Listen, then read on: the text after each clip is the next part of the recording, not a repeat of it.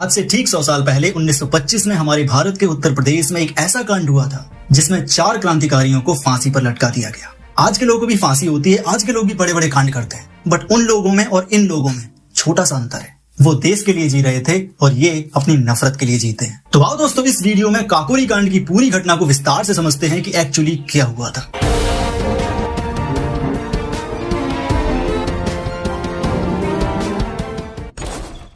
1920 के दशक में जब महात्मा गांधी का असहयोग आंदोलन चल रहा था तो उसका कोई खास रिजल्ट नहीं आ रहा था। उस टाइम के जो क्रांतिकारी लोग थे, जो युवा लोग थे, उन्होंने ये सोचा कि अगर अहिंसा से आजादी मिलनी होती तो कब की मिल गई होती। उन्होंने कहा हथियार तो उठाना पड़ेगा, अगर हमने हथियार नहीं उठाया तो हमारी आजादी हमसे कोसों दूर चली जाएगी। इसीलिए उन सभी युवाओं ने मिलकर एक पार्टी बनाई, एक ग्रुप बनाया जिसका नाम रखा गया Hindustan Republican association, HRA।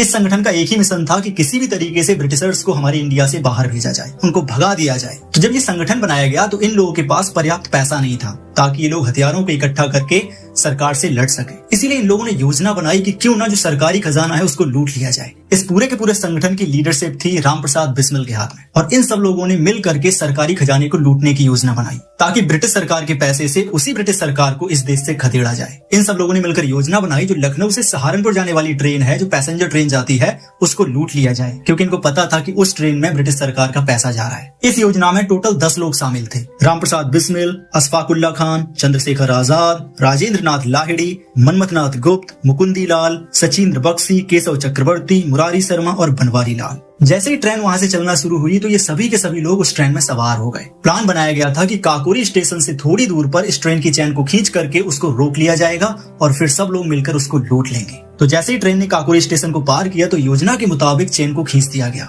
Train रुक गई और इन सब लोगों ने मिलकर ट्रेन को लूट लिया। ये खजाना टोटल 8,000 रुपए का था। 8,000 रुपए, आज से 100 साल पहले 8,000 रुपए की कीमत बहुत होती थी। जैसे ये घटना हुई तो ब्रिटिश सरकार ने जांच पड़ताल शुरू की। इस केस की छानबीन के लिए खुफिया अधिकारी चुना गया जिसका नाम था खान बहादुर हुसैन। पूरे भारत में इस घटना से रिलेटेड 40 लोगों को गिरफ्तार किया गया। जिन लोगों को गिरफ्तार किया गया था उन पर सरकार के खिलाफ युद्ध छेड़ने का, यात्री की हत्या करने का और लूटमार करने का आरोप लगाया गया। इस घटना में मुख्य 4 लोग थे, रामप्रसाद बिस्मिल, अशफाकुल्ला खान, राजेंद्र नाथ लाहिड़ी, ठाकुर रोशन सिंह। इन चारों लोगों को ब्रिटिश सरकार ने फांसी की सजा सुना दी और बाकी के जो लोग बचे हुए थे उनको 4 साल से लेकर 14 साल तक की जेल की सजा सुनाई गई।